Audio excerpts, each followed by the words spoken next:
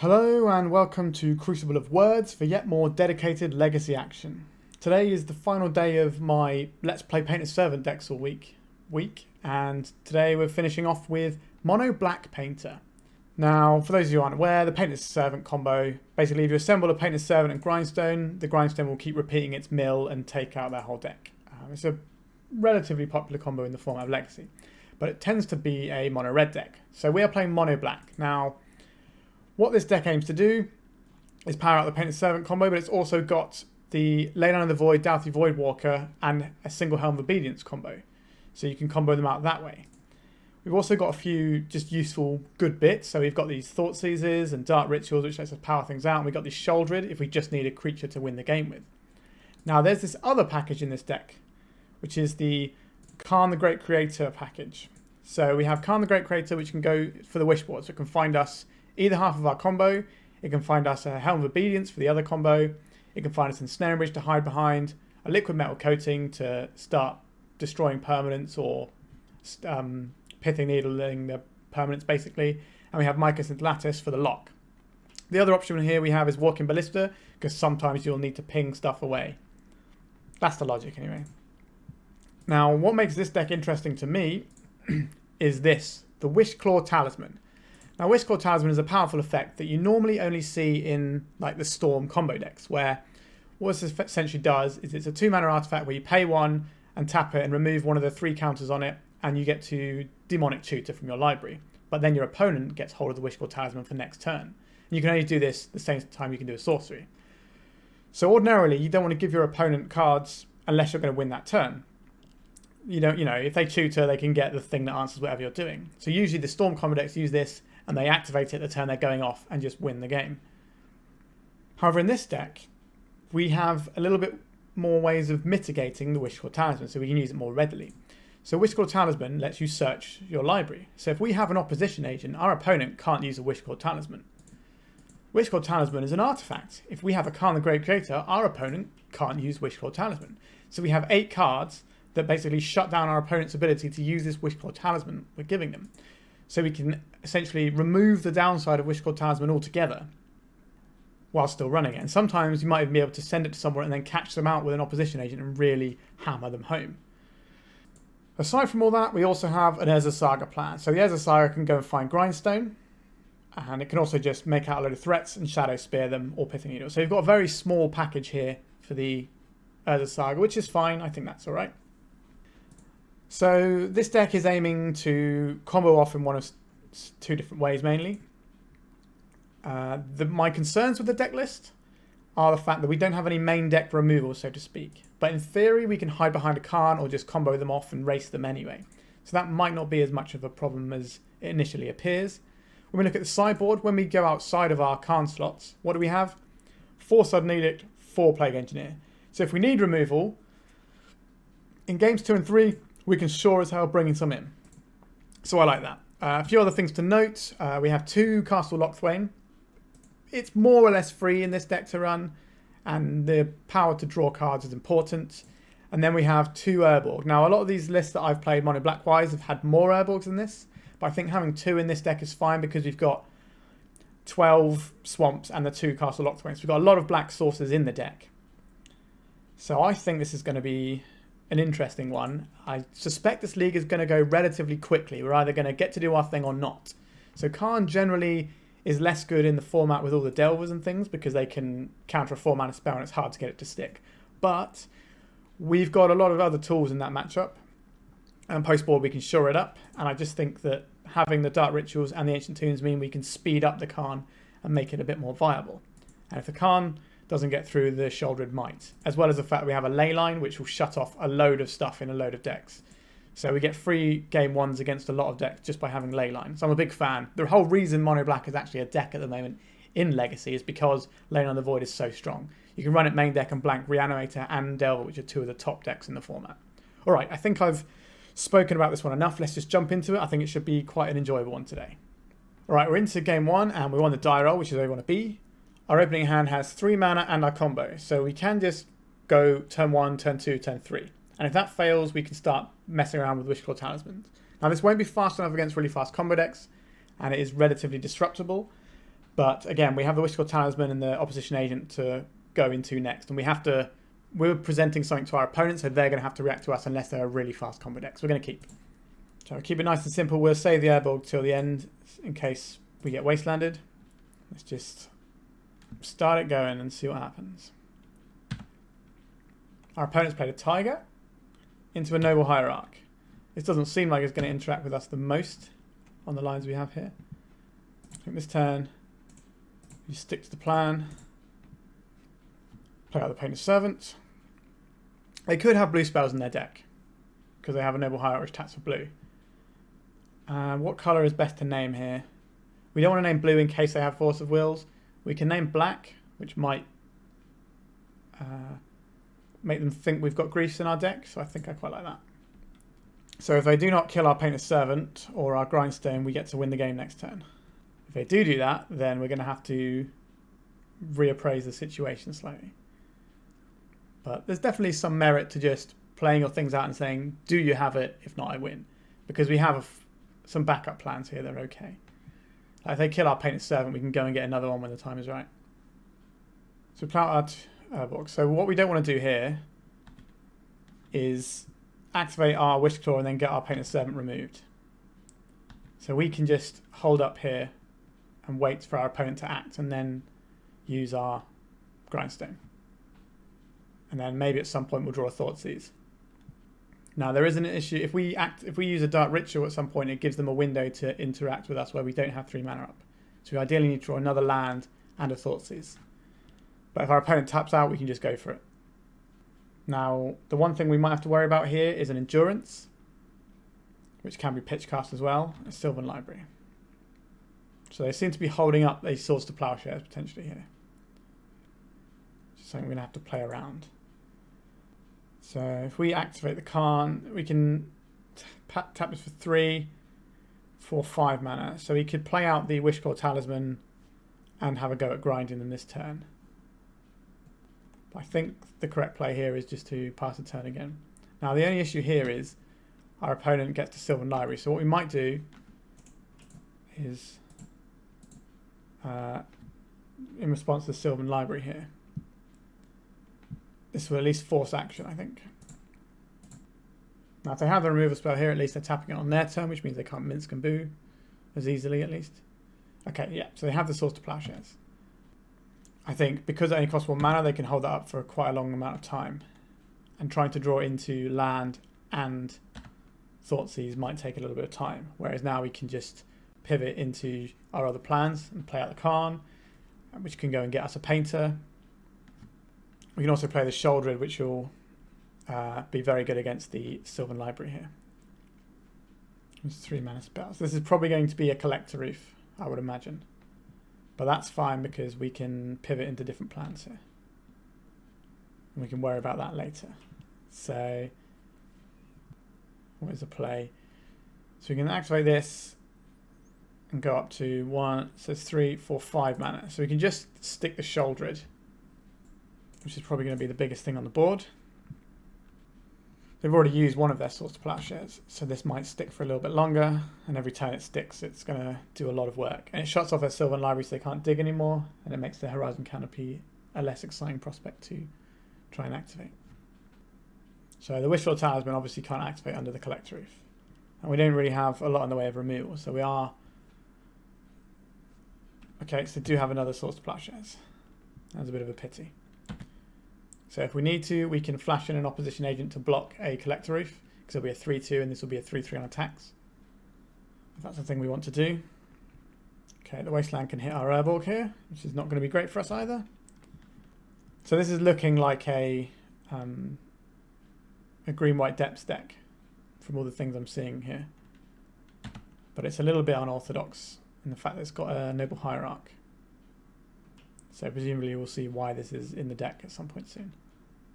Mother of Runes. Okay, so it's more like a Maverick style deck. Okay, so we've drawn another Urborg. So the Mother of Runes is going to be something that we can't really do a great deal about right now. I think we just play out a Doughty Voidwalker here. And then if anything good goes in their graveyard, we can always snatch it. Because this is going to clock at a similar rate to our opponent's Collector Reef, but we're already way ahead on on it because they've been Sylvan Librarying and Horizon Canopying themselves.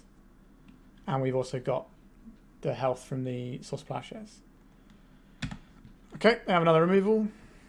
This is like Naya Maverick Depths. Some sort of combo of those two decks smashed together, maybe. I guess Knight of Reliquary isn't uncommon. It's just how deep does their package go on the Knight of the Reliquary? Like, if are they going all the way to Dark Depths, or are they going just for, like Wastelands and Karakas and things that still work in their mana base, rather than adding in the Thespian Stage combo? Ramnap Excavator. So this is going to Wasteland our Urborg here. So we haven't got the most amount of time left before they just completely bury us, I don't think. Because non-basics don't do anything anymore, mana-wise. We've drawn a swamp, though. We can't really ambush the Collector Reef, unfortunately, because they have the Mother of Runes. What we can do is if they go and get a Wooded Foothills, we can let them crack that and then cast our Opposition Agent and get a little bit of free value going. Okay, so taking a card off of the Sylvan Library, which doesn't bode amazingly well for us. Right, they're quite far ahead in this game. Okay, so we have the Windswept Heath here. We kind of want them to activate their Windswept Heath so we can get a bit of value. Because we have to cast the Opposition Agent anyway, but we may as well try and get it in response to a fetch land in their second main phase. So coming for 4. Here goes nothing.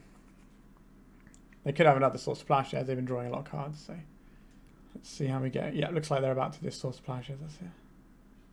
Or it could be Punishing Fire. Yeah, okay. Yep, I think we are mostly out of this game now. But we might have stopped them playing something particularly gross for a turn. Like, they're only on 5 life, so we don't need the most amount here to win the game. But it's just going to be pushing through this, which is going to prove troublesome. Okay, so tapping down to 4. 9 to the Reliquary. How big is this now? 5, 6, 7, 8, 9. So I'm still not dead on my next turn. It's not looking great for us. Pitinu can shut some stuff down. I think we should just save our time and just go to the next game here. So this is a matchup where these Plague Engineers are going to look very good, because they have a lot of humans I can name. And then we probably just want the rest of our removal. So I don't think Thoughtseize is worthwhile in this matchup. So that's 4 of these cards immediately. The rest of these things look fine to me. We could probably board down on how good is the Shouldered here. Like, they're not a deck that's drawing a lot of cards, so I'm not sure Shouldered is exactly where we want to be here. And then the Wishclaw Talisman can probably get trimmed and just have this removal. Or do we still want a couple of Shouldereds in? Like, we can just get rid of the Wishclaw Talisman altogether. We've still got 3 Karns, which can do all the tutoring we need. Like, it means we can't tutor for removal spells off of a Wishclaw Talisman, but I think this is fine. I think we should be favoured in this post board. We'll keep this. It has that combo, and it has lots of removal, so we don't need to worry about Collectors. And we can get rid of Mother of Runes quite nicely here. I don't think we play out the Saga turn 1 because we don't want to get wastelanded. I think we want to be able to make sure we're at least able to hit 3 mana this game. Our opponents play the Verdant Catacombs and passed. So they might be playing around a potential wasteland here. Then we can play out the Eyes of Saga this turn though. Sorry, not wasteland, Opposition Agent. They might not want to get hit by one of those. They could be playing around wasteland as well. Some of these black decks do have them, but generally not. A Windswept Heath. So if they're playing around the Opposition Agent, they really can't afford to crack these just yet. Okay, they're just going for it. We do not have the Dark Ritual into Opposition Agent, sadly. We just have to let this go. Savannah. So I think our ideal for this turn would be for them to play Noble Hierarch and Mother of Runes. That would make me very happy. But if they play a Collector Reef or something, we can just hit it with a Sudden Edict. Once upon a time. Because they have Punishing Fire, I don't want to play out the Engineer until I can clean something up with it. So at least I get that 1-for-1 trade. Or 2-for-1 once you factor in the removal. It needs to do something more than just be there and prevent them playing creatures. Okay, our opponents found a Knight of the Reliquary off of their Once Upon a Time. Now they are paying costs on something. A Noble Hierarch, sure. Can't play out Mother of Ruins, make me happy. Okay, so an opposition agent. So I think what I'm actually going to do this turn is just play out an Urza Saga game. And then if I get a really good spot to do the opposition agent, that's fine. If not, then I can untap into Plague Engineer if they play another human. We have double Sudden Edict, so we should be able to clean up the Knight of Reliquary soon enough. Okay, so now we have to go. I think we just make the token here. Get a little bit of value out of this. It's only a 1-1, unfortunately, but we can grow it with a Painter's Servant when we need to. We do have the third follow-up land. Stoneforge Mystic. Now this is a little bit awkward for us, because this is going to be able to make this thing, because we didn't clean up the Noble Hierarch last turn. So our sequencing may not have been ideal here. If we'd have thrown the opposition agent into play instead of making a 1-1, that might be better as well. Okay, so we have decisions here. So we can't clean up the Cauldron, which is definitely an issue for us here. I'm not sure what the correct play is here. We're going to have to try and beat around this Cauldron. I think we have to just cast this Plague Engineer on human. Yeah, maybe we should have just taken the 1-for-1 with the Plague Engineer there, because now we're going to get punished by this, whereas we would have been able to get rid of it using the Sudden Edict. Although if our opponent holds up and doesn't play around the Sudden Edict, we can catch this if they just hold up the mana. But the chances are they're just going to put it into play straight away because it has haste. Whereas back when this didn't exist and it was Batterskull, something like Sudden Edict would have been a lot more impressive because they might not just play it immediately. Like if we draw a land, we can, if they just tap this to play it and we draw a land, we can get rid of both of their threats and start beating. I say this is a threat, but it's barely a threat really. It's done its damage at this point, but we need to get rid of it to get the Sudden Edict online. It's a bit awkward. Okay, so we've got to go over the Burn Willows, and I'm going to have a Cauldron. So we would very much like to draw a land this turn. The amount of turns we have facing a Cauldron are not the most. So we can Sudden Edict this turn, but does that really help us out? We Sudden Edict this turn and Sudden Edict next turn. I think this is just what we have to do at this point. So they're just going to sacrifice their Stoneforge Mystic. We're not blocking here. Attackable creatures. This is indestructible, so the Death Touch is pointless here. And we have to hope they don't play another creature this turn, which seems very unlikely in their deck that is creature focused. If they can play out some... They might not be able to play any creatures because of the Plague Engineer, so they might just have humans in hand. So we might be able to get them with this Sudden Edict. But if they have a Green Sun Zenith, they can shoot her for something. So we're in trouble. We might have to start using our creatures to soak up damage. I can throw one of these under the bus, which will save us one turn. Because we'll take 4, and then we'll take 5, and then we'll take another 5. So we can shave a turn off the clock. We really need to be doing something a bit more than what we're doing right now. This is a Green Sun Zenith for a Dryad Arbor, so that they have something to sacrifice. Yep. Because they made that relatively desperate play, I think I'm just going to play this out on Dryad. And then hope that we can Sudden Edict the turn after. Dryad. Begin combat. Go attacks. So obviously we're massively behind on the clock here. But if we can get this Sudden Edict out, because if they're just getting a Dryad Arbor there, it has to be so they can keep creatures. Okay, so they probably have a human in hand. So they're going to be able to... I don't think it's worth attacking for 1 this turn. So we gain the 1 life off of the Grove of the Burn Willows, which does buy us another turn on its own. So we need them to not play a creature again this turn. So if we'd have played things out slightly differently here, we could be much further ahead than we are now. Well, we're not ahead at all, we're behind. We could actually be ahead if we play things out differently. Just pass the turn. No need to play a spell. Come on. Gadok Teague. Sure. Doesn't really impact what we're trying to achieve right now.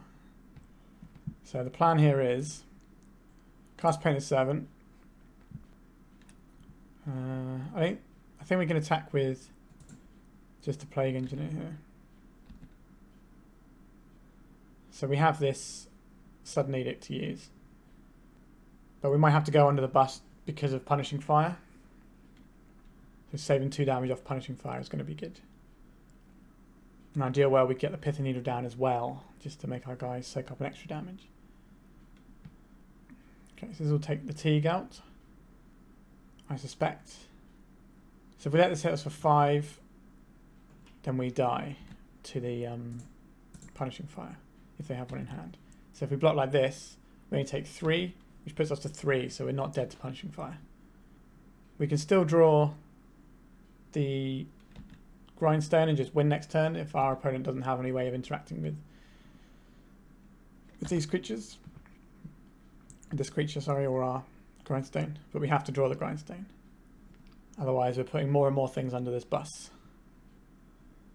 If they don't play a creature and we draw a Sudden Edict, that's fine too, but I suspect they're going to commit something to the board here. A Knight to the Reliquary. So they have 1 card in hand. How much damage can we soak? So we can block this, but then we've still got the 5. So we can block this and take 2, but then we die to the Punishing Fire. So we do need another blocker to avoid that. I think we have to play out the Pithing Needle as well, so that we don't get killed by Knight of the Reliquary giving this protection. So we're very much in soaking damage territory now. Punishing Fire. And buying it back. That puts us to 4. So this can put us to 2 on its own. So we have to survive this turn on more than 2 health. Punishing Fire on this guy. Sure, that's more or less the same difference. The only problem is I don't get the Death Touch on this guy now. So it blocks. This soaks up this soaks up 3 damage. And how do we get around this? So if we have Karn, we can't Karn into Ensnaring Bridge here. I don't think any of our combos are live. Not really sure what we can have here. So if we'd have kept our Death Touch guy, then we'd have had another out there. A Swamp is not going to do it. We are done here. That was a bit upsetting. I think my sequencing there to get slightly greedy on the Plague Engineer completely punished me. Just didn't play around the Stoneforge Mystic. I think that loss is on me. I think if I play that game slightly differently, then they don't have Cauldron at any point. And then the first threat they get is this Knight of the Reliquary they played. And we'd be on like 20 health. So I would say that was a misplay on my part. So that game is down to me playing badly, I think. All right, next round. So our opponent is on the play as a 60 card deck. We are on the draw and our hand has no mana sources. Mulligan. This hand has Thoughtseize into turn 3 Karn, which is probably not great. The Helm of Obedience isn't really going to be doing much here either. I think we mulligan again. Yikes, this hand is pretty bad. All 4 drops. Bad times. What is a good looking 3 card hand for this deck? I think we keep this horrible 4 card hand. Horrible 5 card hand. Or maybe we want a mulligan. Oh. Yeah, this is bad. I'm not expecting to win this game. But we might be able to steal it with a ley line, which is why I thought might as well just play this. If we get lucky, the ley line will just win us the game. We don't have to worry about doing anything else. Gemstone Mine. So this is a card traditionally played in the Dredge deck. Inquisition of Kozilek is not a card I expected to see out of a Gemstone Mine. So that makes me think my opponent is the Rainbow Depths deck. Because that is the only deck I can think of that plays those 2 cards. So they're more or less a black-green deck, but they splash for things like Stifle in there. And it's just easier for them having all these mana. And also the thing with Gemstone Mine is it's quite a good target to crop rotate. So it fixes your mana, and then when it's all used up, it becomes something better. Okay, so our opponent's played an Urborg, which might help us out down the road. Guess we play out a land since we have one here. We need to draw a Soul Land or a Dark Ritual on our next turn, then we can start playing the game a bit. Because we know what they are, I'm definitely in the market for getting an ensnaring bridge with the Karn, because that will stop us getting attacked with the 2020. Yep, so there's the Thespian stage. So I correctly identified this deck, I would say. Let's see what they're working with. So they could have a crop rotation here. They do not have a crop rotation. They have a Knot of this World. So next turn they get to make the 2020. This is going to be an awkward one for us to try and win, I think. We can get the Pithy Needle off the Urza's Saga. So I imagine they'll just main phase this Thespian stage. Let's keep our opponent's reveal cards here as well. Alright, it was a little bit rude. I don't think there's any point firing this Thoughtseize off. Next turn they make a 2020. Next turn they kill us. There it is. We'll concede the game. Sure, so suddenly it's kill 2020s. Fan of that happening. The Shadow Spear doesn't feel like it's going to be that relevant, although getting us above 20 life might not be the worst thing in the world to happen. So maybe that's worth keeping in mind. The Shouldered here goes above Abrupt Decay, so I quite like that. That's going to be one of their main ways of killing our things. The Opposition Agent here feels very strong. The Wishclaw Talisman, maybe it's better just having these rather than having the Talisman here, because all of our things are going to be like multiple copies of. Actually, the Thoughtseize I'm not a big fan of. Maybe trim 2 of these, leave 1 Wishclaw. Go something like this. Or do we just want to get rid of all the Wishclaws altogether? Get rid of the Thoughtseize altogether and we can keep the Wishclaws in. This seems alright to me. This is a bit... Suddenly it gets around protection as well, which is nice. Okay, so this hand is a bit better. We have the Opposition Agent, which can mess with them.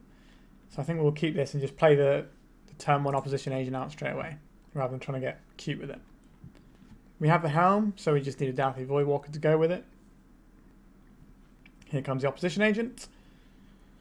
We've Dark Ritual out. Pass the turn. Okay, so our opponent's played a Gemstone Mine. And they're Thoughtseizing us. So we're going to lose our Helm of Obedience, but that's not the game plan we had. Our plan is to play Urza's Saga and start manufacturing some tokens here. So something like a Wishclaw is also a pretty reasonable draw for us here. Can go and get some bits and pieces, although if they blow up our Opposition Agent, we'll feel pretty bad about giving them a Wishclaw. There's the Thespian stage. A Lotus Petal. A Collector Roof. That is fine by me. Don't want to burn a Lotus Petal on that. Okay, we have a Sudden Edict that we don't really need to cast this turn. So we just play this out. And I don't really want to offer this trade, so I'm just going to sit back and make tokens for a couple of turns. So our opponent can use the Thespian stage to copy our Urza's Saga, which is relatively mana and time intensive for them. Let's go and get ourselves a 1-1 before they Pithy Needle away our Urza's Saga. This could name Helm of Obedience instead, if they're that worried about it. Could name Grindstone. Urza's Saga, sure. Force of Vigor. It's not really that bad. That's just trading the Force of Vigor and what they exiled for 1 card, basically, because the Urza's Saga was one of those cards, so that seems fine to me. Let me draw a card.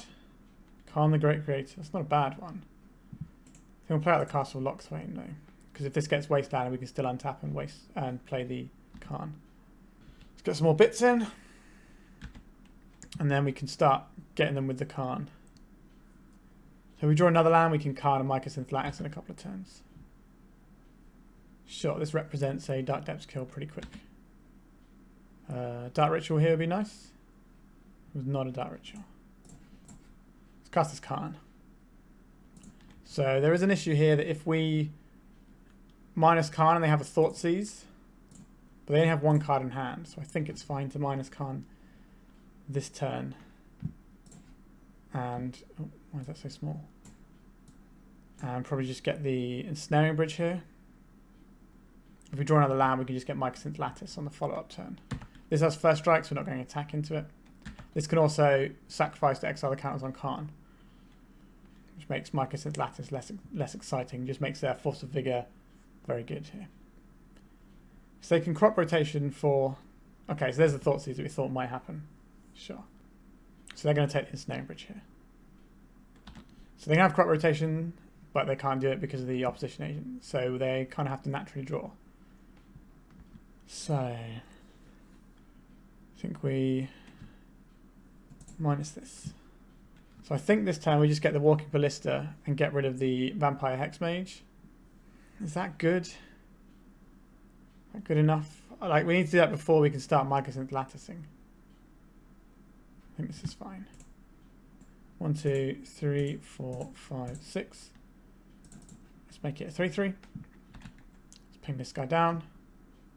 This gives us an attack for 3. Sure, and now Karn dies. So they're on no cards in hand. So they can top deck a Dark Depths, but they can't top deck Sylvan Scrying or Crop Rotation. Okay, so that works all right for us. Anything I'd like to change about how that went? Plague Engineer on Vampire is an interesting one, and that might be better than playing some of this like Leyline Dathi Voidwalker package. So you can probably cut out these 4 ley lines just for these maybe. We have the 1 Helm of Obedience here, which we can still pair with the Dathi Voidwalker if needs be. It's a little bit ugly though. But maybe the Wishclaw Talismans will do all the work. So this opening hand allows us to Plague Engineer on Vampire, but then doesn't have much else going on for it. Like the Urza Saga can eventually tick up. If our opponent's on a quick hand, this doesn't do anything. But we do have the Wishclaw in a pinch to get a Sudden Edict, so I think we can keep this. Okay, our opponent's mulled to 5 cards, which makes this opening hand a little bit more respectable, I think. They might just be looking for a hand that goes fast. So they can make a 20/20 as early as turn 1, usually in these decks. But turn 2 is much more common. The Urborg, Dark Depths, Vampire Hexmage plan.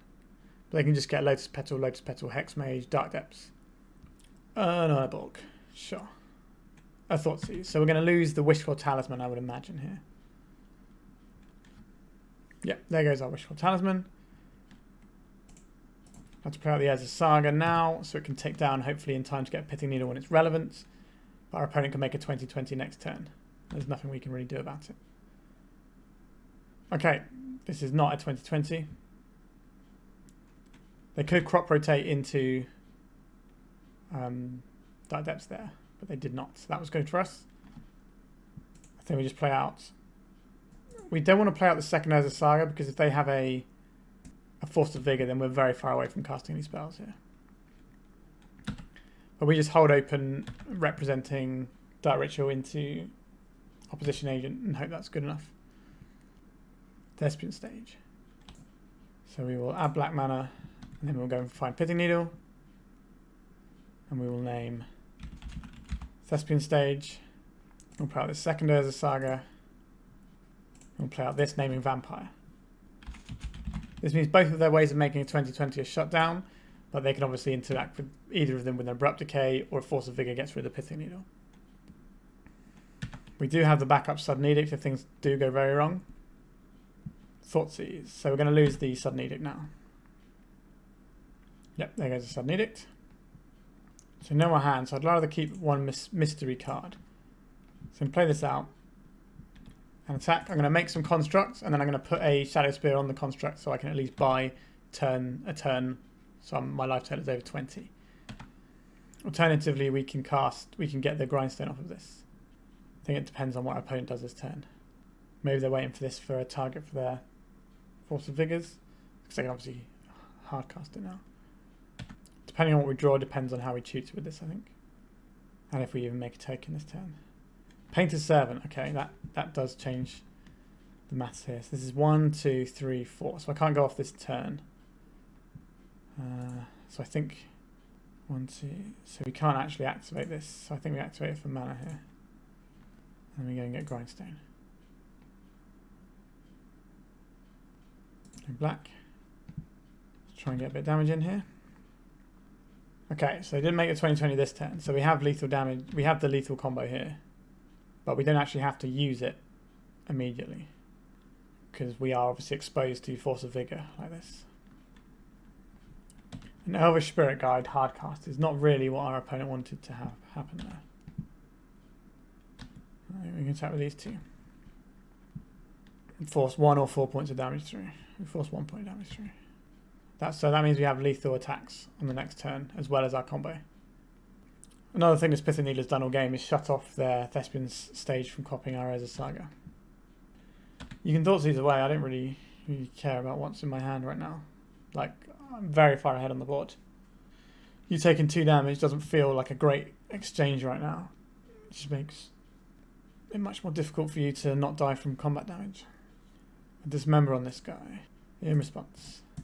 They have a second removal spell. If they do, then at least get 2 for 1 out of it. Crop Rotation. Okay, they're just scooping it up. So we got a win on the board there. So we can go into match number 3 at 1-1. Okay, we're into round 3. Our opponent's a Yorion deck. And this is my opening hand. Kind of feels a little bit short of some of the things we need, but a Dark Ritual or some more land will help here. So if this is a Yorion deck, it's either Death and Taxes, it could be Yorion Rectifit, or it could be the sort of the blue piles. I think just having a Thoughtseize is going to be a reasonable way to start this game off, so we're going to keep. So my immediate impression with this deck so far is that it's got quite a lot of top end, and maybe needs more ways of getting to that top end.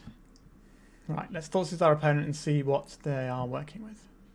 Force of Negation. Pitching Uro. Just to stop my Thoughtseize.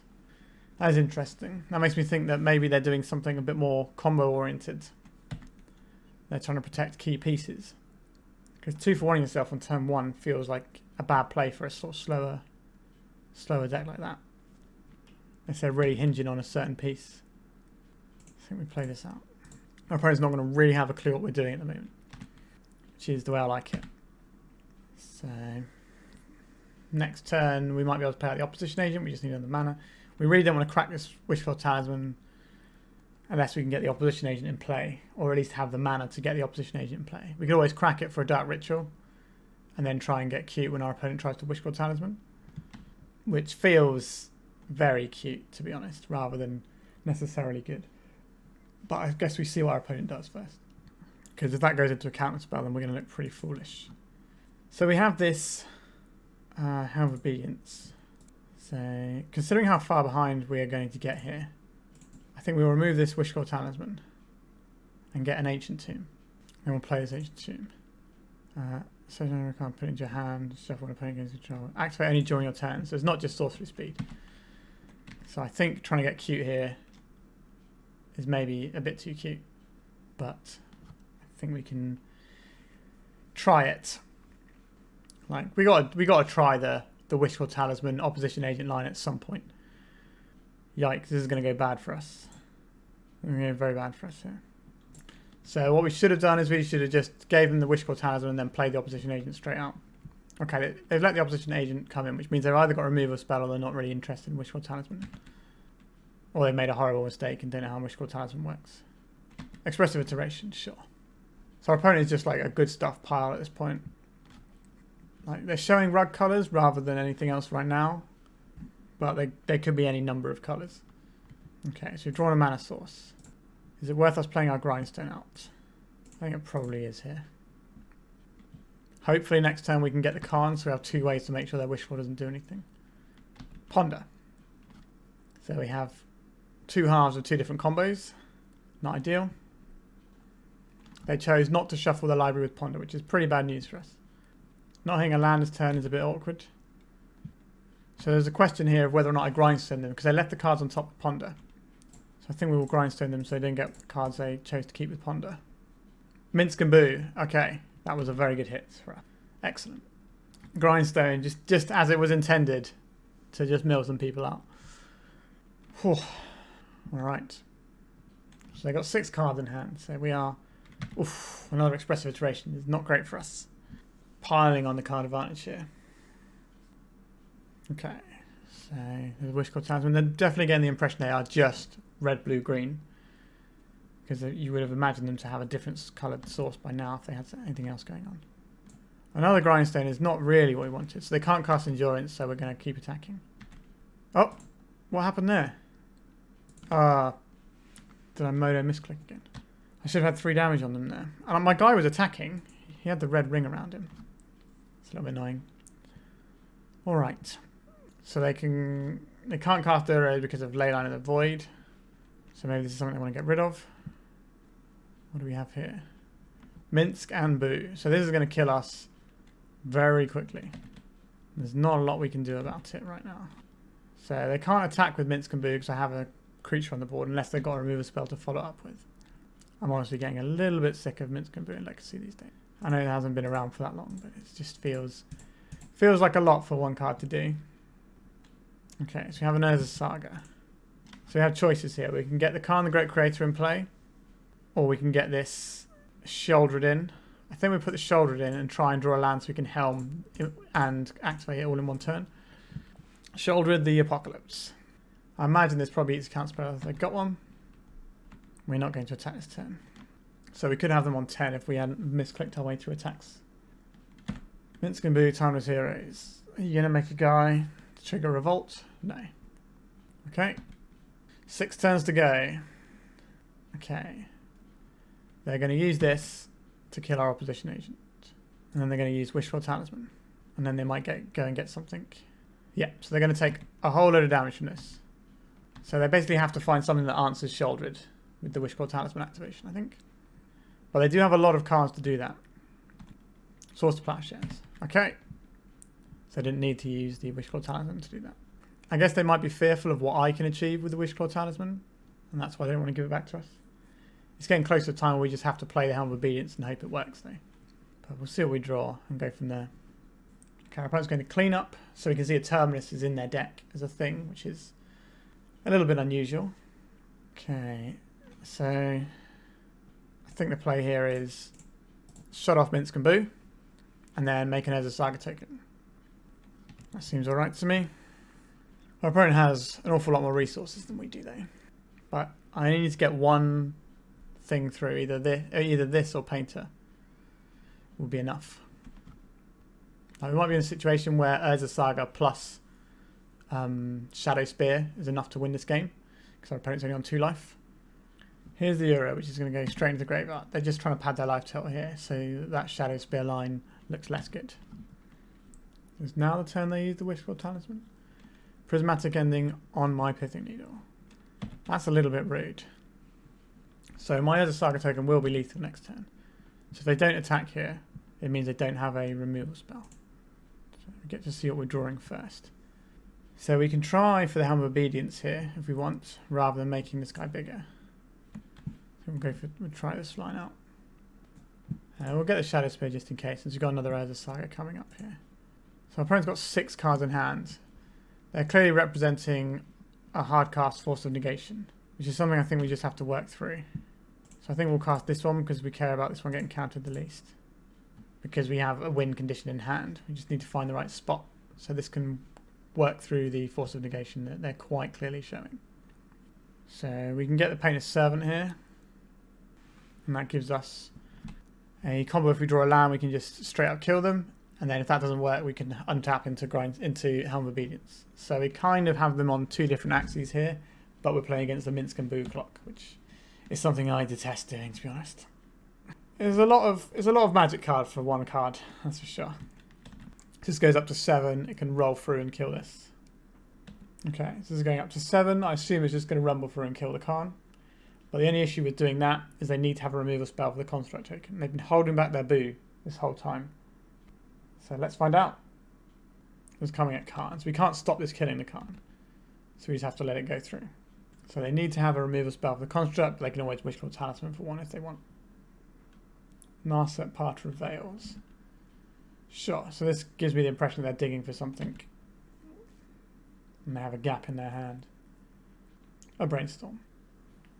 So I imagine they're going to fire this off now, judging by the fact that they appear to be digging. There goes the Brainstorm. Okay, so we have the Thoughtseize here, which is interesting to me. So what do we want to do here? I think we just make the token, right? Oh, this is only going up to 2 now, isn't it? so we don't have to make the token just yet. I think we start off with the Thoughtseize here. See what our opponent is working with. If they have a removal spell, they have to use it now. Swords to Plowshares. I can either gain 1 more life, or I can make the Painter out. So I'm just gonna leave it at 3 life and then see what our opponent's working with, and then work out my best way to win the game through this hand. So the Pyroblast doesn't do anything here. The Force of Will is the only thing that matters. The Minsk and Boo can sacrifice and kill our Painter. That's not really what we want here. But I think we take the Force of Will. And then this leaves us with a lethal construct token that we can make now. But we can make it at instant speed so we can dodge the Minsk and Boo. So basically what we're trying to do now is draw a land. It's kind of a shame I don't have anything that can produce mana from our Ezra's Saga. So I have to assume that this is going to just get bigger and rumble. And then they got the endurances that can deal with the Saga. Okay, so what are they revealing here? A Force of Will. That is annoying, but they don't have any blue cards in hand right now. 1, 2, 3, 4, 5, 6. Okay. So they're just trying to draw enough cards so they have a blue card in hand. Sure. This game is not the most exciting game of Magic the Gathering I've ever played, if I'm being honest with you all. So our opponent has many cards here. There's an Endurance. I'm going to shuffle these lands that I want into my deck. They are. That was awfully nice of them. So let's see what we draw, and then we can decide what we're doing with our Ezra's Saga. It's the second time our opponents had to go to clean up because they've had so many cards in hand. An Opposition Agent. That can provide a clock, but we know they've got another Endurance in hand. So do I just need another token here? I think we just want another token, right? And then what does this get? This gets us a Grindstone. And this gets us a Grindstone. And then we have a 6/6. They don't have double green. Let's attack Minsk and Boo. Yeah, the Endurance is going under the bus. Right, we can force the Endurance trade by going after them, but at this point I think getting the Minsk and Boo off the table is going to be better for us than getting the Endurance off the table. That's why I did it that way, so at least they have a chance to make the misplay. Our opponent has seen a lot of cards in their deck. They are burning through their clock quite nicely though. Although I'd rather not play really, really long games. But here we are. Our opponent has cast Ponder. They shuffle with their Ponder. They've cast another Ponder. They got a 4/4. It's a hard cast Terminus. Don't know why they put counters on it. I guess it was on 2, wasn't it? So they didn't really have a choice. That makes sense. Drawing a mana source would be pretty nice about now. There is a mana source. So we know they have a Force of Will in hand. And we know that the Painted Servant will cause them to do it. Again, we want to have all our mana to do it. So I think we're just going to put out this Opposition Agent. Keep their Wishclaw Talisman unable to do anything. So I'm assuming they're going to stack on their hamster again. Like, we might even be able to get a natural Grindstone win at this rate. Sure, they're making their guy bigger. Do you have a removal spell in hand? Or a blocker? They do. So it's the Endurance that they're relying on here. We're not blocking here. Karn the Great Creator. This has got to get a counter spell. Can we burn through that Force of Will that's rotting away in your hand? They do get to hard cast it rather than pitching, which is sad, but... Okay, Force of Will pitching the Euro. Sure. We don't want to attack into the Endurance that we know exists. We'd rather soak up some damage of it next turn, perhaps. We have a lot more clock than them. It's going to target us again. And shuffle back in that land. No, you're not going to target me. Wanted that land and that Karn. Another Endurance. So if we draw a land, I think we go for it next turn. Probably with the Helm of Obedience. How many Force of Wills do we see now? 1, 2, Force of Negation and 2 Force of Wills. And they can still have them in hand. So they are presenting lethal damage right now. Because they can bump their Boo. So what they should probably do here is pump this, use the Wishclaw Talisman. Oh, they can't use the Wishclaw Talisman by Opposition Agent, can they? So yeah, they just need to pump this, swing, force me to block here, I think. And then if they've got another Minsk and Boo in their deck, fish it out and kill us. We have one more turn, potentially. 3. Prismatic Ending. Sure, so this is 7, 8, 9, 10, 11, 12, 13. So just get me at the end of this very long and not particularly exciting game. So, post-sideboard, what are we doing? This on Hamster gets rid of the scariest thing that their deck does. So I'm into that.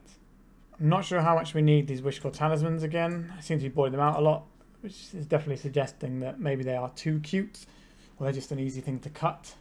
Did not have the most amount of mana in that game, which was a shame. We kind of just want lots of haymakers to play, so I don't think I want to draw a Dark Ritual later on, so let's put that in the board. I think this is fine. We're going to submit like this. Like, if we win this second game, they probably can't win the third game. They might even be able to win the second game in the amount of time they have left. What does this hand do? It powers out a Plague Engineer, which isn't very exciting, but that's like their only real threat though. So I think we'll keep this, and we're not going to power it out, we're just going to play out the Grindstone, because we can still cast this on curve. Like if we need to on turn 2, we can power this out and the Shadow Spear and then equip. So we just play out the Grindstone on turn 1. Make them be thinking about getting comboed like this and not worrying about our Plague Engineers. They do get to use their Uro this time, which is a little bit disappointing for us. Flooded Strand. Crack the Flooded Strand. Tundra. Tap for white mana. Prismatic Ending on my Grindstone. Sure. I don't mind that.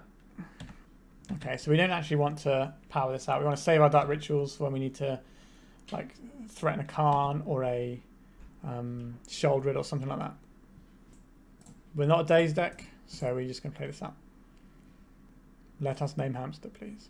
A Brainstorming Response is interesting. No Minsk and Boos for you. Well, you can have Minsk, you can't have Boo. So we can equip this guy with a Shadow Spear next turn if we want. Like, they can certainly have removal for this guy. But they can't cast Endurance on the next turn. Or on this turn. So this looks like a Narset turn. Yep. So we will hit this, so they only get 1 card off of it. Force of Will. Okay, let's cast this Shadow Spear. Equip to this guy. Go to attacks. Attack Narset. So only get 1 card off their Narset, so it's just an expensive impulse. I guess it bought them 3 life as well, which isn't to be scoffed at. So we have a lot of mana acceleration in our hand, which probably isn't doing us... Like, we borrowed out one of the Dark Rituals so that we wouldn't draw too many. But here we are. Mystic Sanctuary. They put the Prismatic Ending on top of their library. Swords to Plowshares on our creature. Sure. What do we draw? A Thoughtseize. We can fire this off. So we know they have a Prismatic Ending on top of their library. Is this a Force of Negation? Sure. Let's play this out because I think this will get the force of the Prismatic Ending. I don't really care about the Prismatic Ending. I'd rather they get burnt on this guy. Okay, so what do they pitch to this? An Expressive Iteration. Wowzers. Okay, so our opponent is actually behind in resources now. And they have a Prismatic Ending on top of their deck. And the Force of Will's gone. So if that last card in their hand is Minsk and Boo, that's going to be pretty bad for us. Okay, it's just a Narset. That's not great for us, but it's not terrible. What are you going to reveal? So they might snap off this Prismatic Ending on the Shadow Spear. Sylvan Library is a pretty good pickup. That's going to get them into their deck. This would be a good turn to draw one of our big payoff spells. Cast this Plague Engineer. Name Hamster. So they're going to get a second card with their Narset here, which is annoying. Polluted Delta and the Narset. So there's a Source of Plowshares they found off the Narset. And they're going to deploy the Sylvan Library that we know about. Sure. So we need to hit one of our many big payoffs here. An Opposition Agent. Like, if we cast it now, we definitely don't hit the Polluted Delta. If we cast it next turn, we might hit the Polluted Delta in response. So I think this is worth waiting on. So what they might do is they might do this Sylvan Library and then crack their Polluted Delta to shuffle away the cards they don't like.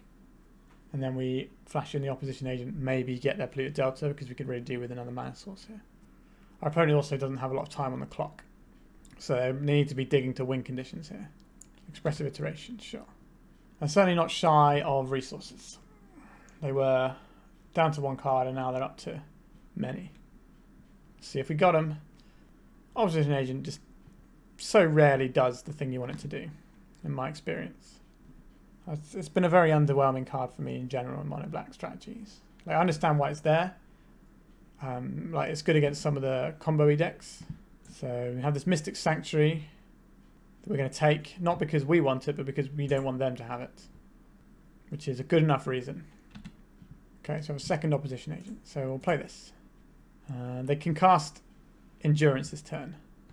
So I think we equip this in case they do have an Endurance. So we at least trade with it. Oh, we did not attack.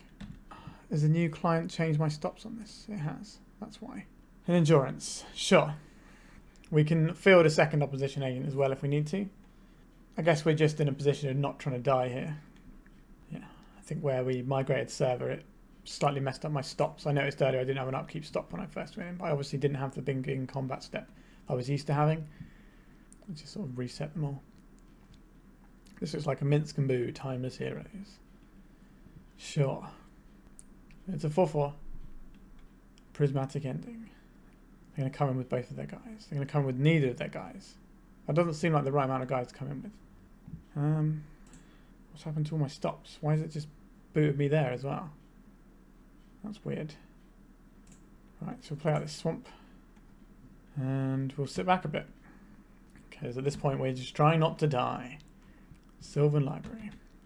We have a second opposition agent, which might be able to surprise them. They're just going to keep growing this till it kills us, most likely. Which is sad, but... Okay. So 7/7's rumbling. We're not blocking this. We are casting this though. I think we'll cast this Painter's Servant. It's another creature.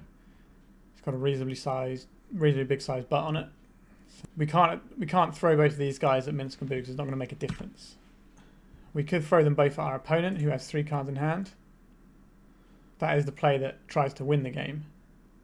I don't like playing for time. We should play the play that tries to win the game here. That's the magic I would like to be known for playing. Oh, they just didn't have it. Okay, cool. So we go to sideboard and our opponent has 2 minutes 30 on the clock. All right. I think if I hold back there to try and clock them, I might not even win that game. So I was rewarded for playing like a good, honest Magic player.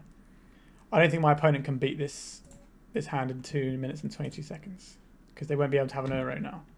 We don't really want to cast Thoughtseize until the turn before they can play a Minsk and Boo because that's the way we stop them from winning the game. But depending on how our hand pans out, we may have to do things a little bit differently. Ponder, sure. I was really hoping this league would be a nice quick one, but best laid plans of mice and men, I suppose. Oh look, so we have a Karn the Great Creator. So if we play out Thoughtseize now, I think that's fine. There's so little time on our opponent's clock here. I think we can just get rid of whatever the thing is they're going to do. Okay, so we did hit a Minsk and Boo. Sure. So I don't know if they can realistically do the operations to kill me in 1 minute 49. Not how I wanted this game to go, but we did win the second game, so I don't feel so bad. Okay, so we have this. We know they have a Force of Will and an Uro in hand. So I think just playing out the Doughty Voidwalker here is the preferable play. Just go up the curve, making decent things. Okay, so there's a Force of Will. Sure. And what do they pitch? They pitched another Force of Will. So they still have the Uro in hand. They have no way of removing my leyline. So my opponent's probably going to get a bit sloppy with their plays because they don't have a lot of time as well. Okay, Uro. There's the Uro gone. And the Flooded Strand is gone as well. So what do we cast here? Just cast the Shouldered here. It's a thing that makes it harder for me to lose the game, I think. So we could have played the Karn out and then try and do the Mycosynth Lattice next turn. But I think this is a mighty fine play. So this will get some action and then we follow up with a Karn. So I think we actually do win this game. Put Yuri onto hand. Swords of Plowshares, sure. It's back up to 20. This turn we just play out Karn the Great Creator. So we can get the Lattice next turn anyway. So in this turn we just get the Helm of Obedience. So we have the win next turn via Helm, and we have the win next turn via Mycosynth Lattice Lock. Our opponent has 1 card in hand. I think we actually get them in the time here, you know. They could always tank to... Okay, yeah, we actually win the match as well, instead of just doing a horrible, griefy get them by time. So, yeah. Took a while, but I'm not unhappy with that. So that's 2-1, I think. It's only 3 rounds, so stick with us. We've got a couple more to go. But since you're here, let me just plug myself and say, if you could subscribe to my channel, that would be absolutely beautiful. It doesn't cost you a penny, and it really helps me out. And it means you don't miss any of my content. So let's do that. All right, round 4. So this hand plays a Saga game from turn 2. And it also has Painted Servant combo. So I think we keep this and lead out on Saga. Secretly the best combo in the format of Urza's Saga and Ancient Tomb. We can definitely get punished for the Urza's Saga here if they have Wasteland. But I think this is still fine to play. Especially since our opponent didn't do anything. If our opponent played a threat on turn 1, then we'd be more inclined to try a different line so we can actually commit to the board. If our opponent is a control player, then just the Ancient Tomb will be... The Ancient Tomb Urza's Saga is just going to be a very powerful line here.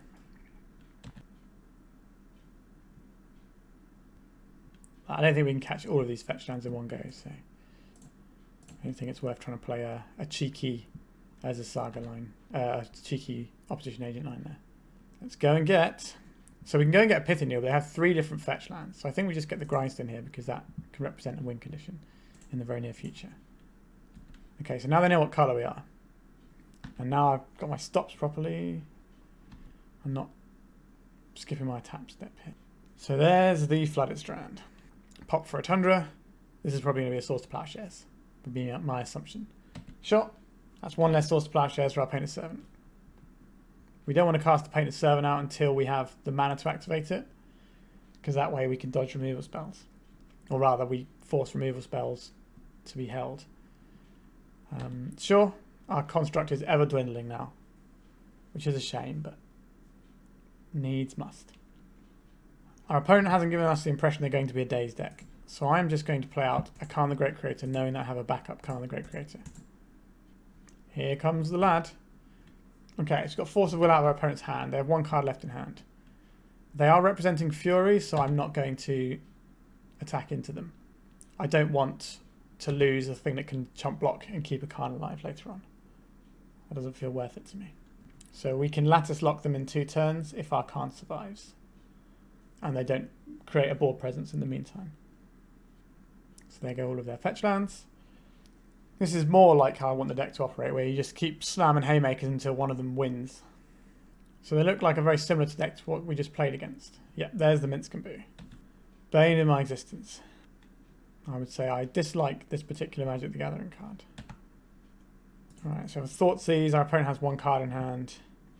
What is the play here? I think the play is cast Karn the Great Creator, get Grindstone, play Grindstone, untap, Thoughtseize, Painted Servant, kill them. I think we say go with that. There's no point attacking there. I don't think the 1 damage is that relevant. So they have 1 card in hand. If this doesn't remove the Grindstone immediately... Okay, so they haven't gone for the draw thing to try and find answers to my combo, which is good news. This is going at Karn, so we just let that hit Karn because we can't stop it. What is our opponent's 1 card?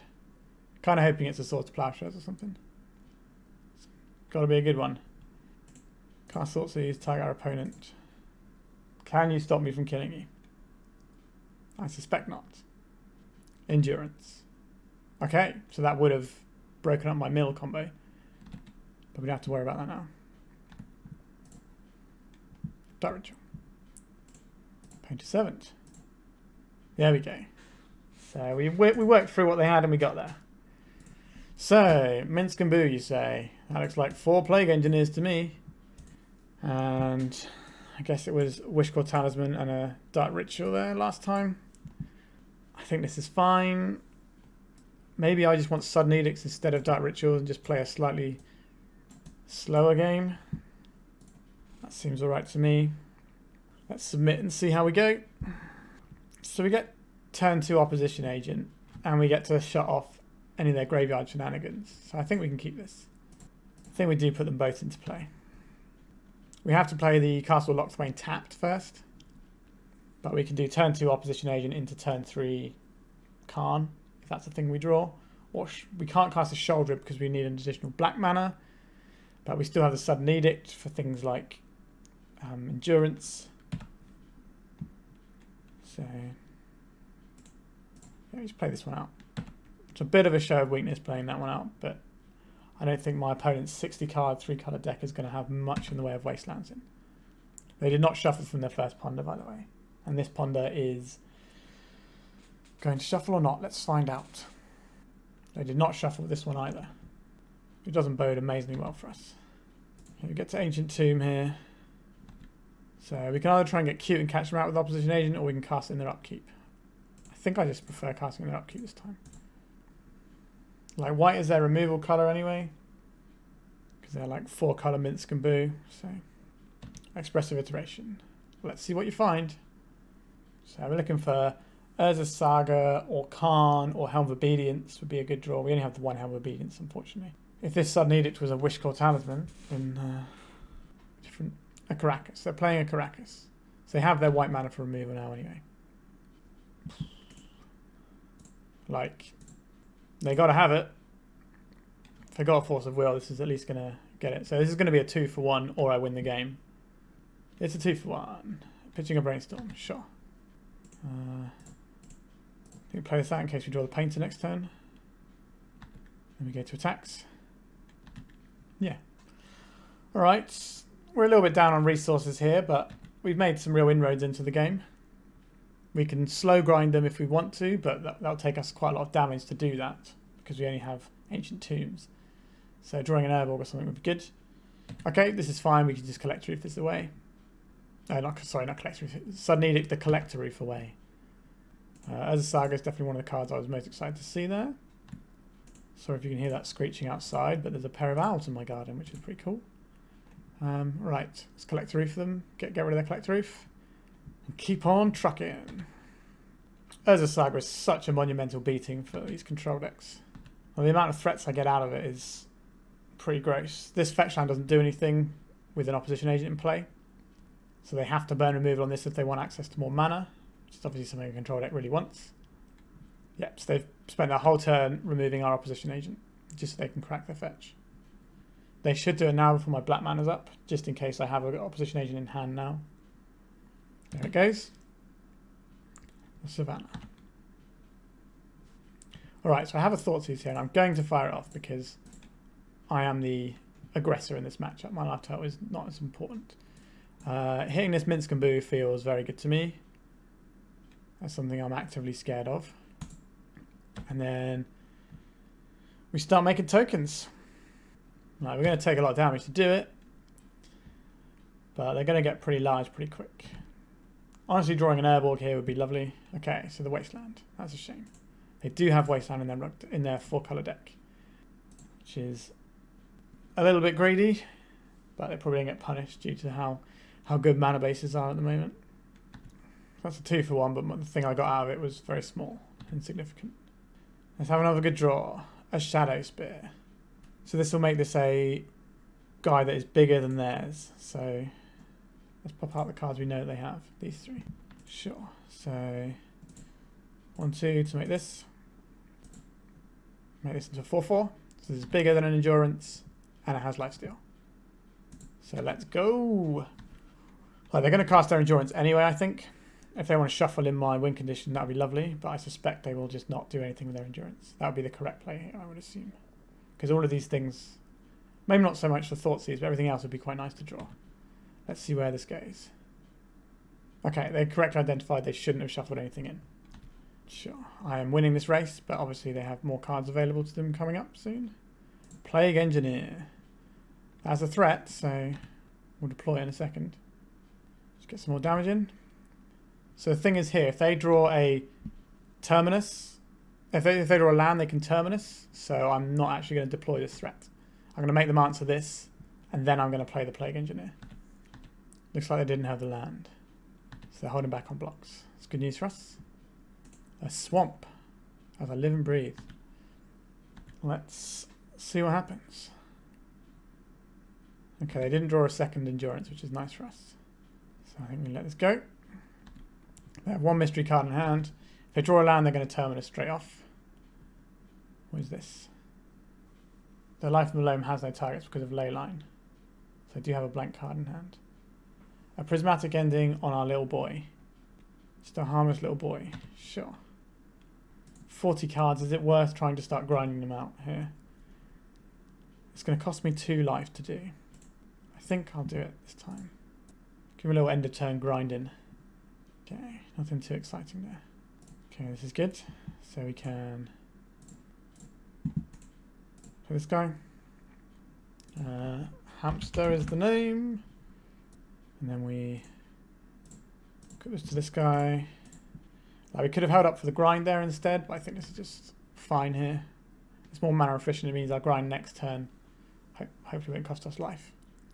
So our opponent needs to draw a creature or a removal spell or a land.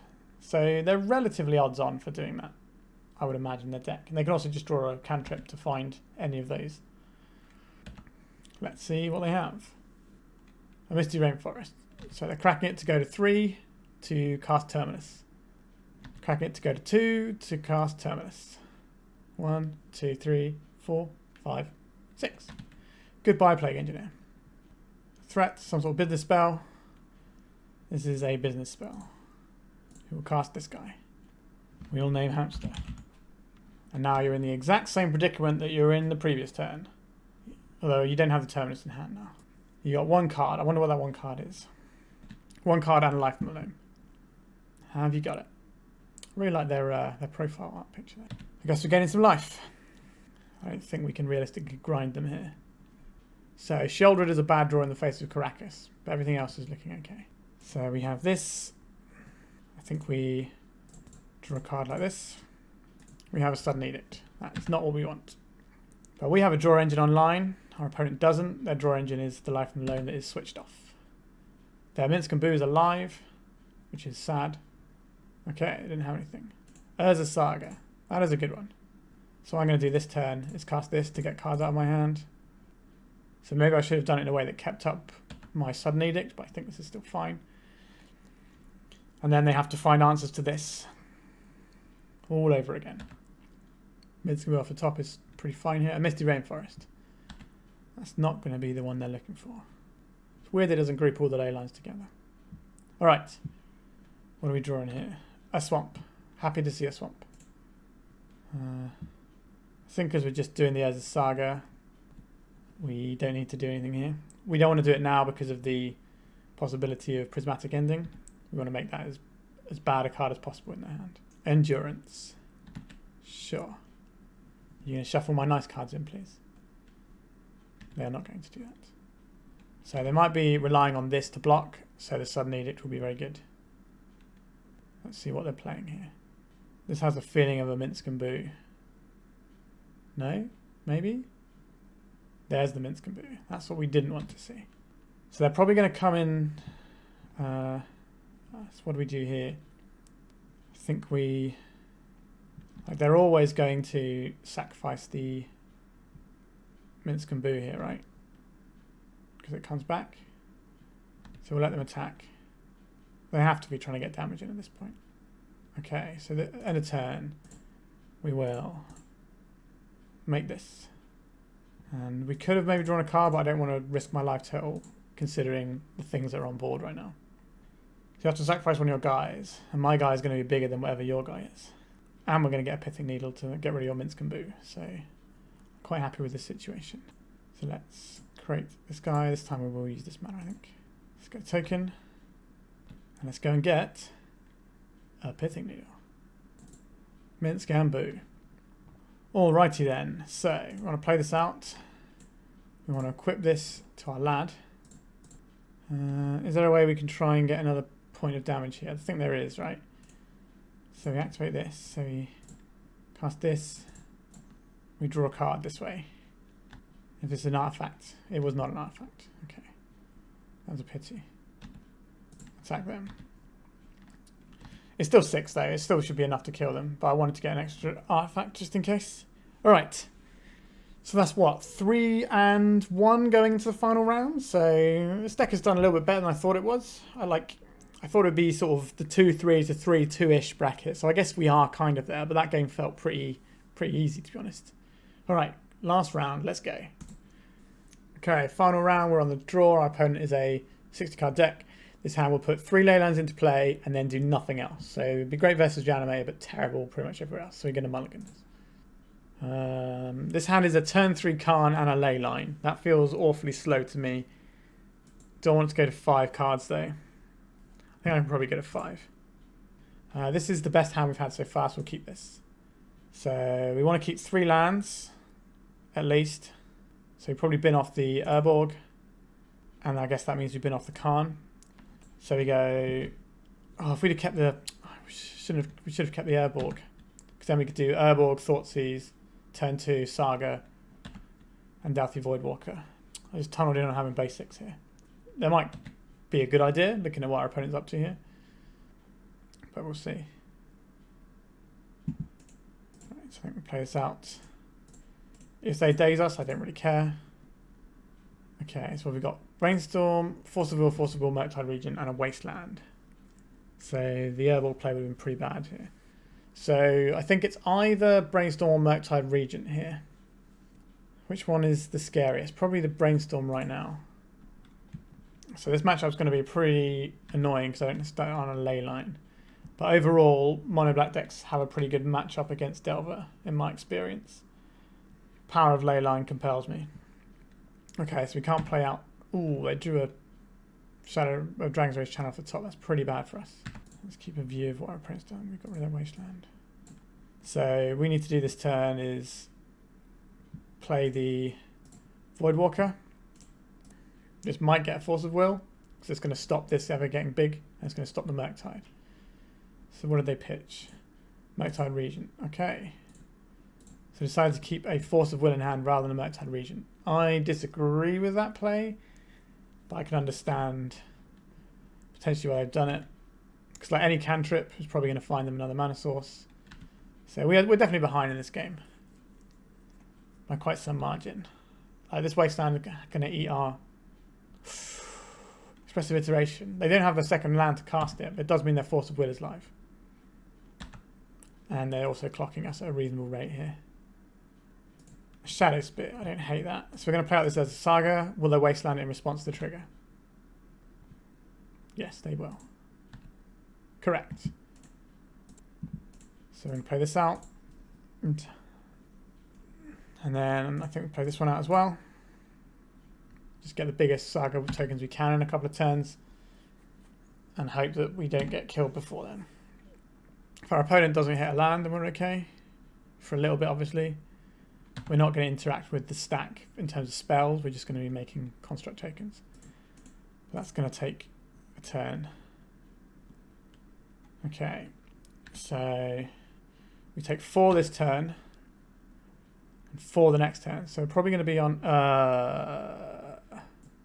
that's super bad for us. I think we're just dead here. Shouldered. Doesn't do it. Karn. Karn can keep us alive, but I suspect they're going to just Force of Will it. But let's see what happens when I cast a Stat Ritual. Yeah, so this gets to Force of Will. We get one more draw step. There's the Expressive Iteration that we know about. So our opponent is probably going to kill us in 2 turns' time.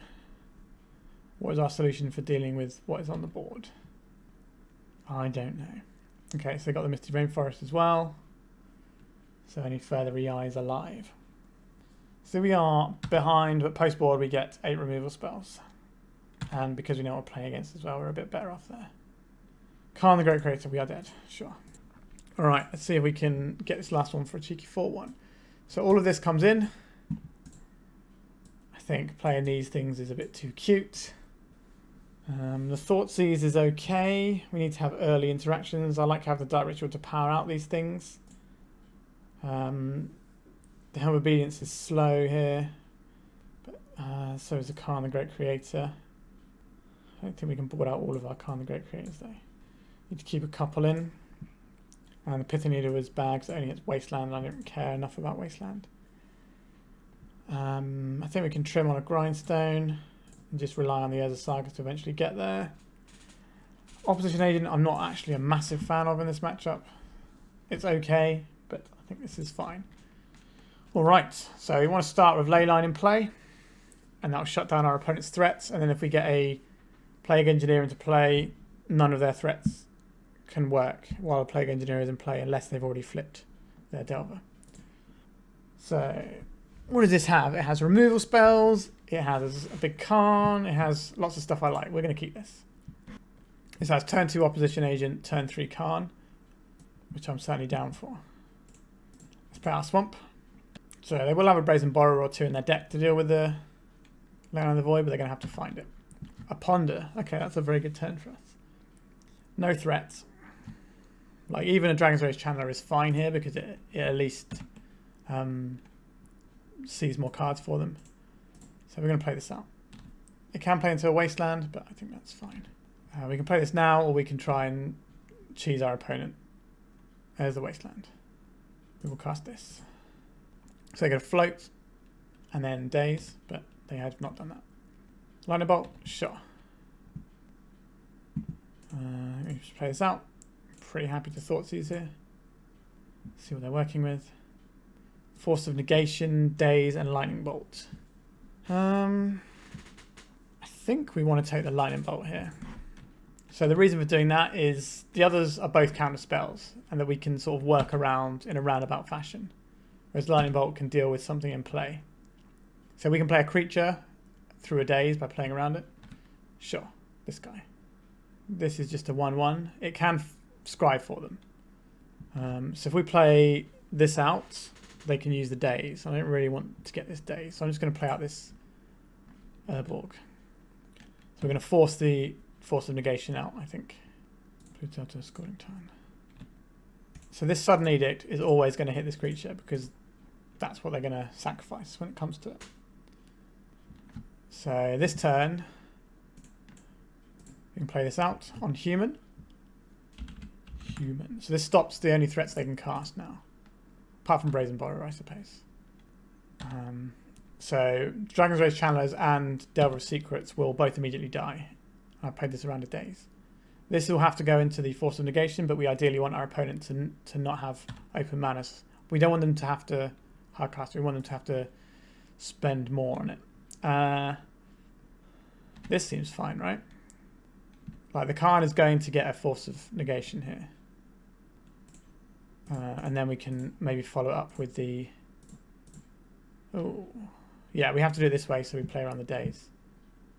So we have to force the Force of Negation out. I suspect this will get one, because this is quite a big haymaker. So the other Scalding Tarn as well, isn't it? So... Well, they should still have a Scalding Tarn in hand, right? Scalding Tarn. Yeah, I think they still have one Scalding Tarn. Oh no, there's one in play. Yeah, there we go. So this is the hardcast Force of Negation that we discussed. So now we can play the Helm of Obedience around a Daze next turn. Sure. Our opponent has 3 cards in hand.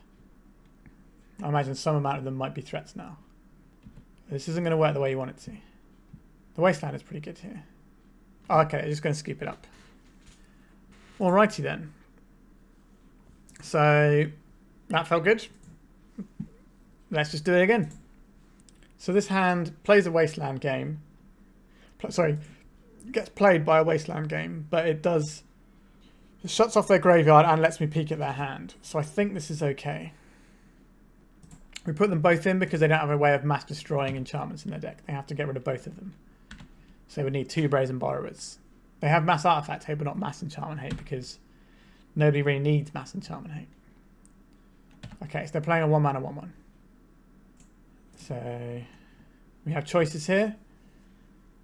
I think this Thoughtseize is probably just going to eat a Daze, but we'll see. It did not eat a Daze. So what has our opponent got here? I'm quite happy to take this Expressive Iteration, I think. Like, they're probably casting the Ponder next turn to dig. I don't think I can realistically deal with that. So I think we hit the Iteration just so we can, when we start answering stuff, we're up on cards that way, because we can't let them get out of control. So they might just play another Dragon's Rage Channeler here, or they might try and dig for lands. Yeah, they're brainstorming. So if they don't play a land this turn, that's going to be lovely for us. Not that I'm wishing poor fortune on my opponent, but they are playing Blue Red Delver. Okay, so they have a land. And they have a Ponder as well. Let's see if they shuffle. Not to shuffle their library, so all these cards are still on top. I see. So I'm going to take 1 damage here. Ow. That's fine by me. So we have an Urza's Saga. So I think we play out the Urza's Saga. And as before, this is always going to be Is it always going to be getting that guy? I think this is fine here. It stops them digging deeper into their deck. We don't want them to have a wasteland. If they don't have a wasteland, I think we can win this game, because this is just going to be bigger than all the creatures that they can produce. Dragon's Rage Channeler. So they may or may not have an Unholy Heat, depending on what they did with their Brainstorm. That's certainly an interesting one. The Unholy Heat won't be able to kill my Painter's Servant, but I don't think I need to go in on this plan yet. I think we can just play the Urza Saga waiting game here. Expressive Iteration. That's a bad one for us. What have they got? A Murktide Regent. An interesting one to choose to exile there. Okay, they just really wanted the land. Okay, so they've got Delver of Secrets here. Sure. So this is one of the real threats in their deck at this point. I don't think we want to trade with this. I think we'd rather trade with the Delver if it gets offered. And also we can go and get Shadow Spear with this. What is happening here? Okay. They're just preemptively doing it for clock reasons, for Pithing Needle. Well, this card is very, very good. Is it good enough to stop me making a token? I think it is. I'm going to get the Shadow Spear. Play this out.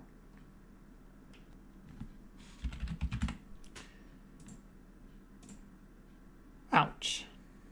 Is how I would describe that. I don't want to cast the Grindstone into Meltdown. I want them to have to melt down my construct tokens if they have the Meltdown, and then I can just play out into my combo. So our opponent is incredibly screwed here. Like, this is why I run 4 Plague Engineers in my deck. It's just such a potent card. Like, yeah, sure, they get to Unholy Heat it, but it killed 2 of their threats, including one of the guys that's actually a threat in their deck. Expressive Iteration is a good way to gas up, though. But again, they're not drawing too much. They're drawing to Brazen Borrower and Delver of Secrets. Everything else is pointless at this point. Delver of Secrets, that's one of the ones that does stuff. And a Ponder. They shuffle their library. They're cracking a fetch land. Have they got another threat? No, a Mystic Sanctuary. But they don't get to put anything on top because of Leyline. Helm of Obedience. The question is one more damage important here or not? I think it's better to not get the 1 damage in but play around a Meltdown. Let's see if they flip it.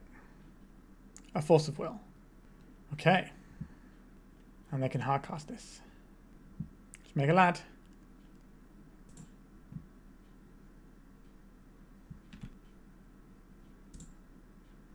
Once we get this. It's a shame we don't have the... we could have Dark Ritual, but I think this is going to be better to power out one of our win conditions later on. So they could have an Abrade or something here, but our guys are still going to be pretty big if they do that. Okay, when Delver of Secrets is hanging back and going under the bus, feels like the game is over. Another Expressive Iteration. A Meltdown. So this is the thing that we've been playing around. So if we draw a land, we can win on our next turn. Well, we have to get through a Force of Will is the only issue, actually. Let's see how we do. So I think we just play out this Painter's Servant. So we're in a pretty good spot still. We don't want to play this into a daze. That's the reason we've held it back. Dragon's Rage Channeler. Sure. So they have Force of Will and another card in hand. They can hardcast a Force of Will. So I suspect this will eat a Force of Will this turn. Yep. This is exactly as we drew it up. Sure. So then what we do is we cast Dark Ritual. That gives us 3 mana, 4/5. Play Helm of Obedience around a daze. Activate it, kill them. If they have the daze, they should use it now. Okay, they didn't. Excellent. So there we go. And a 4-1 with Monoblack Painter. Let's take a little look at the deck. So this deck overperformed compared to what I thought it was going to do, which is nice. I think Leyline of the Void was just an all-star for the entire league, and this is the reason Mono-Black decks are very good right now. Like, they haven't got the representation in like MTG Goldfish, like top decks or anything, but I think Mono-Black decks are the real deal right now, which is nice. I quite like that. I think the Wishclaw Talisman whole plan, it never really did anything. So I think this was just overly cute and trying to shut it off with Karn and and the opposition agent didn't feel amazing. The opposition agent itself didn't feel amazing either. We basically won this. We won this league. Well, we didn't win the league. We went 4-1 in this league, largely on the back of Urza's Saga and Leyline in the Void. Like, I think this cornerstone is so incredibly strong, as well as these sideboard cards of Plague Engineer and Sudden Edict. These two were powerhouses. As for the combos, like, if you watch my channel, you know that I play. There's a deck that I've been playing for a while called Helm's Deep, which is a Helm of Obedience combo deck that also has Dark Depths in it. So I think just mono black combos is the best. I think the best way to finish people off in mono black is combos. I think the Helm combo is the best thing you can do in mono black, purely because of how good Leyline of the Void and Deathly Voidwalker are. These two are just absolutely like super duper powerhouses. The Shoulder was okay, but it does have a distinct weakness to Caracas. Thankfully, I didn't come up, but there was definitely a matchup where I had 2 dead draws in my deck because of it. The Karn was fine. Like, I can see why like painted decks now have cut Karn from their decks. It's just not that exciting. The best thing about Karn is when your opponent is a combo deck with loads of like artifact mana and you just play it as a Collector Reef. So I don't think Karn is that impressive. But like, I could happily change up. I could happily get rid of the Karns and the opposition agents and the Wishclaw Talismans and the Painter Grindstone combo even. And this deck would still be very good in my opinion. Like, the core of the deck, just the Urza Saga tokens into the beatdown strategy into combo off of Leyline is just very strong. Obviously, I do like how Grindstone can be tutored off of Urza Saga, but then it means you have these Painter Servants in your deck which are not that interesting. Whereas Helm of Obedience, because this only runs 6, but usually in a deck you'd have 8 Deathly Voidwalker, Leyline the Void effects. So Helm of Obedience would be very strong as a top deck most of the time, so you're never going to be unhappy to see it because it's probably going to win you the game. Whereas Painter Servant isn't always going to be the case like that. Sideboard, like the Wishboard didn't really come in. We had a time where we maybe could have got the Lattice. I think we got a Grindstone and a Painter at one point and a Helm. So we got the Ballista. So I think we didn't get the Liquid Metal Coating, but obviously everyone knows Liquid Metal Coating is pretty fine on a Karn board. It's for like the longer grinded games where you can smash stuff. Anyway, that's about it. I hope you enjoyed this one. It was a bit unorthodox, and there was that incredibly long, slow round that we did manage to win with like 30 seconds on our opponent's clock. So I'm pretty happy about that one. But that's it from me today. Before you go, though, I'd like you to, if you wouldn't mind, subscribing to my channel. It doesn't cost you a penny, and it really helps me out. I would like to try and hit 1,000 subscribers by the new year. So I need to ramp up how many I'm getting. So if you know anyone who might be interested, just send them my way. All right. I hope you've enjoyed Painter's Servant week. We played 5 Painter's Servant decks. We went 3-2 with mono red, 2-3 with mono blue, 4-1 with mono white, 2-3 with Grixis, and 4-1 with mono black. So that's what? 4, 5, 6, 7, 8. So it's 8, 9, 10, 11, 12, 13, 14, 15. So 15 wins with various painted decks this week. Not bad. So we've definitely won a lot more than we've lost there. So was that 15, 10, I think works out maths-wise. So that means that we won twice as much as, we won 50% more than we lost, which is a good sort of 60% win rate. And some of those decks were ones that I'd never played. Well, to be fair, all those decks bar one were decks I'd never played before. I have played a lot of mono black, as you know. So yeah, I think I've spoken long enough about this now, and I really hope you enjoyed Painter's Week. I might do other theme weeks if you've got any ideas for like a certain type of deck you'd like me to brew around for a week. Obviously, Painter's Servant's a good one because it goes into any colour pattern. But if you have any ideas, I'd love to hear them in the comments, and I might do a theme week later on in the year if someone comes up with a good idea for that. All right, thank you very much for watching and joining me for Painter Week. My channel is going to take a little break this weekend, so there won't be any content on Monday, but we'll be back on Tuesday, and that's because I'm going to a to going to 2 different tournaments in the same venue in Birmingham this weekend. So I'm going to be playing Paper Magic instead. So, all right, thanks for watching and goodbye.